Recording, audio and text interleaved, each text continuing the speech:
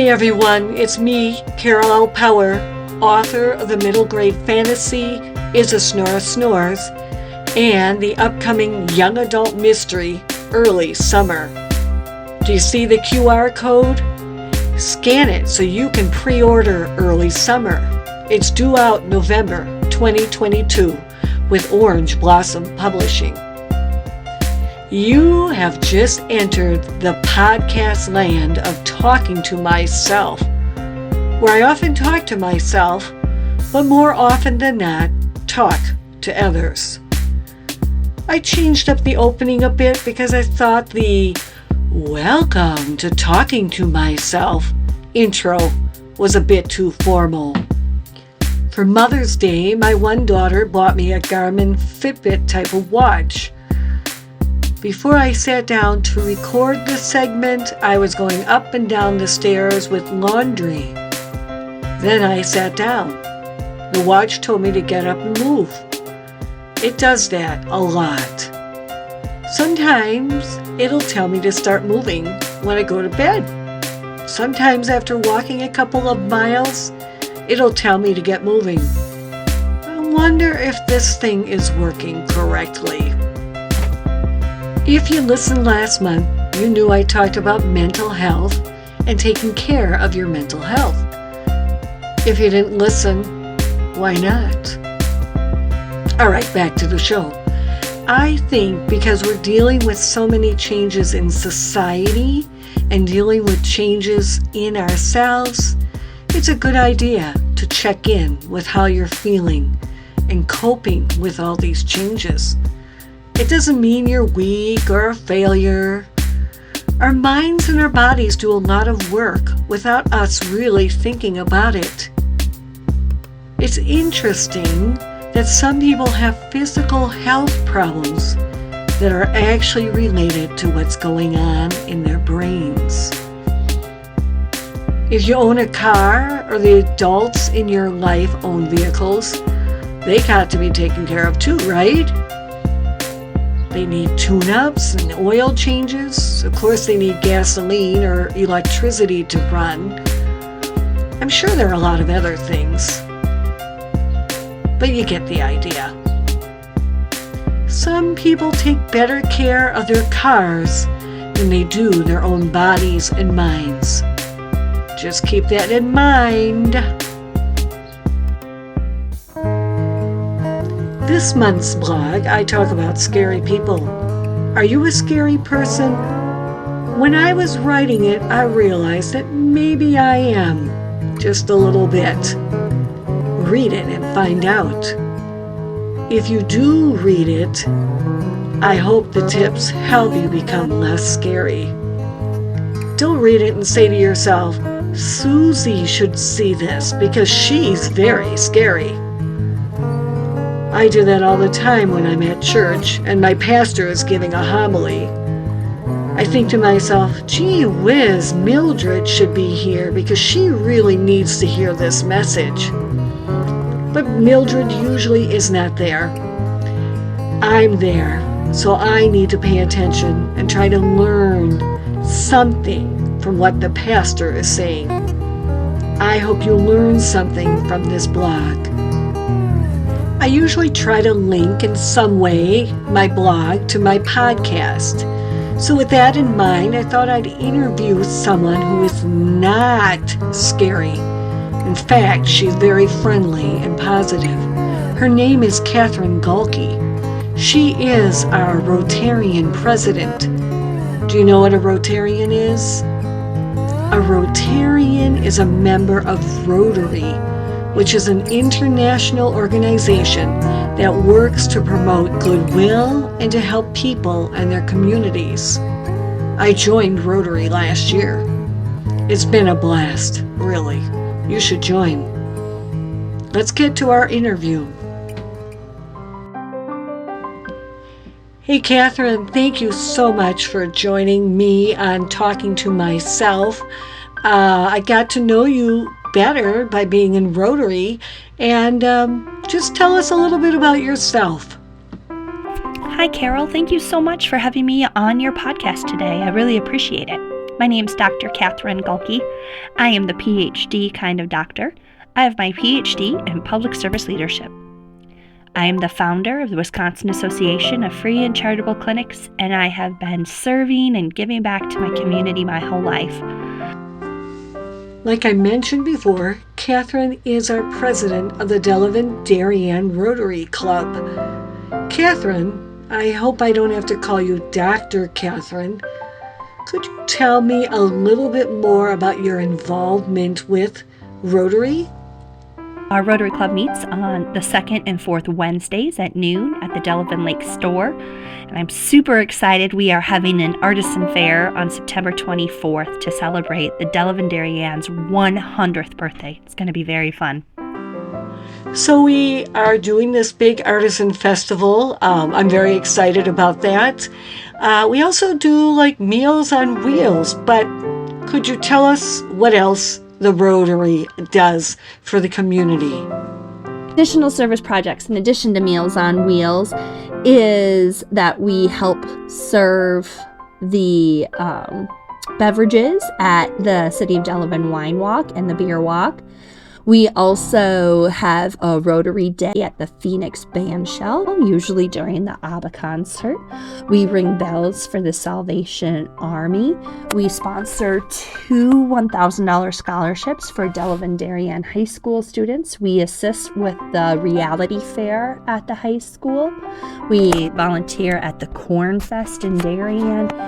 And we also help support the Cub Scouts, the local Cub Scout group, and lots more. When we're asked to help, we like to step in and do whatever we can. Service above self is Rotary's motto, and this is how I've lived my life. I'm the founder of the Wisconsin Association of Free and Charitable Clinics. I've done lots of outreach with helping underserved populations, even as far back as high school. In high school, I was the president of the HIV Youth Peer Education Group and the SAD group, Students Against Dangerous Decisions. And that giving back and that helping others and solving problems has just been a part of me my whole life and who I am. Katherine, when we did Meals on Wheels, we talked a little bit about your dissertation. For those listeners who might not know what a dissertation is, it's a very long research project that usually ends up with a very long paper that could be a book. That is how many people get their PhDs. Katherine, your dissertation is not about my month's blog of scary, but I like the fact that you saw a problem and came up with a solution. Could you tell our listeners a little bit about this? Because at the time I was volunteering at Open Arms Free Clinic and my master's is in health administration, I wanted to kind of broaden myself up, and so I got my doctorate in public service leadership so that I could look at all nonprofits and not just healthcare nonprofits. And one of the things I really noticed at the time was that nonprofit organizations often have defunct or out-of-date websites, or their websites don't have the information that the patients or the visitors to their site need to know, those that would benefit from their care would need to know. And I was thinking, how can a nonprofit that has very limited resources be convinced to invest in a website? And that is what led me to my dissertation question, which was, why do people donate money online? And my thought process was, if nonprofit organizations could see that they could make money off of the money they invest in their websites, that they would then be not only helping their customers and their patients, but raising money for their causes and their missions. And that is what I researched. In my blog, I mentioned that I've met some of the most scariest people when I volunteered. Maybe I was a scary volunteer leader. I do know a lot of organizations complain about not having enough volunteers. How can we be less scary when we're recruiting and keeping volunteers? Key things to know about recruiting volunteers. First, you have to make it easy for people to volunteer. So I like to use Sign Up Genius, put everything on there, telling exactly what the person's going to be expected to do, where they need to be, and what they need to be doing. Send them an email ahead of time, reminding them where to meet you, who to call if there's any issues. So first, make it easy. Second, clearly communicate the expectations and where people need to be. Third, be grateful and thankful when the person shows up. So I try to have water bottles for volunteers, or if it's in the morning, I'll try to have coffee, maybe with some donuts or bagels. You want it to be as easy and seamless and just appreciative to the volunteers, because they don't have to be there. They're choosing to be there.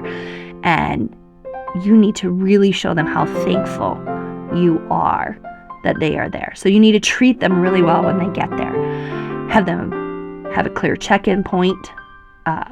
Really tell them where they need to be, how long it's going to be, and address any key things that they might need to know, so they really feel equipped to do the job.